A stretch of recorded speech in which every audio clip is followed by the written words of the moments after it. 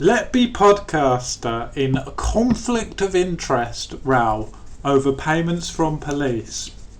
Now, if I was going to guess what podcast could possibly be in any way sort of biased towards her guilt, what podcast would I go for? It's like the very thing you always knew.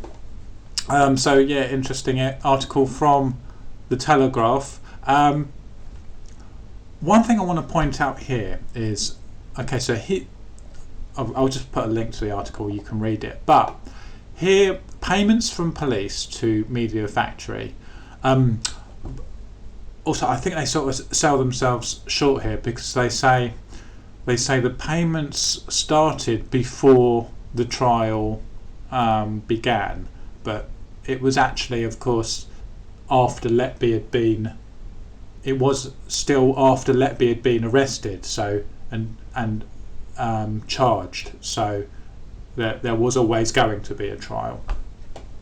But here's the payments, and look at this: March 2022, 3,950, and they labelled it external training courses.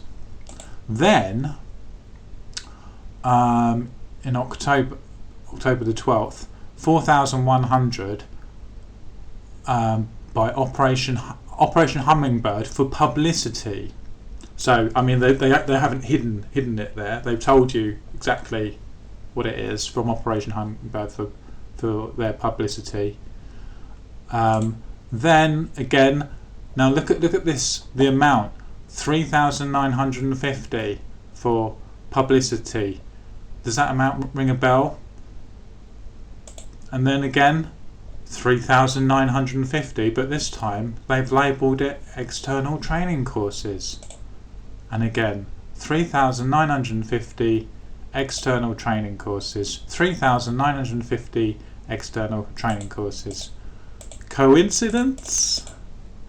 The one pretty shocking thing about that I didn't realise, jurors were also not prohibited from reading or listening to media reports during proceedings. I didn't know that. I thought it was a generic rule that they're not allowed to. With Mr. Justice Goss, the judge only instructing them that reporting could be selective and advising them to try the case on the evidence heard in court. Okay. Now, I'm going to put a link in case anyone doubts the bias of the podcast. Tom Evans' critical commentary on the Mail's Trial of Lucy Letby podcast.